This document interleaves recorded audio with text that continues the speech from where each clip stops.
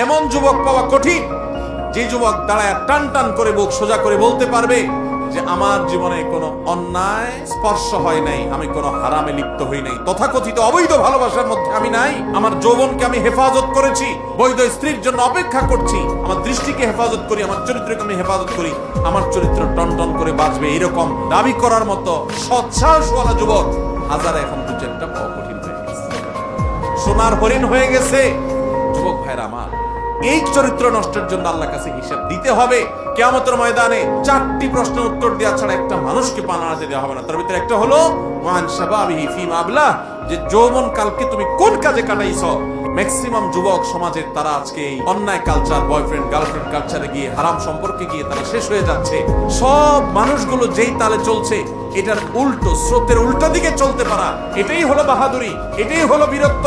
আর স্রোতের তালে চলার জন্য কোনো যোগ্যতা লাগে না। স্রোতের তালে আসার জন্য শুধু গা ছেড়ে দিলেই হয়।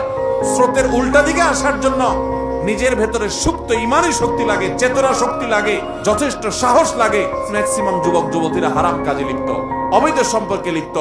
তুমি স্রোতের উল্টা দিকে চলা শিখো, প্রতিজ্ঞা করো যে না, আমি হারাম কাজে লিপ্ত হব না, আমি বেঁচে থাকবো। সবাই অন্যায় লিপ্ত, আমি ভিন্নতর হব, আমি নিজেকে নিয়ন্ত্রণ করব। বেশিরভাগ যুবকরা এখন অন্যায়ের সাথে গা ভাসায়, তাই না? অন্যায়ের সাথে গা ভাসায়।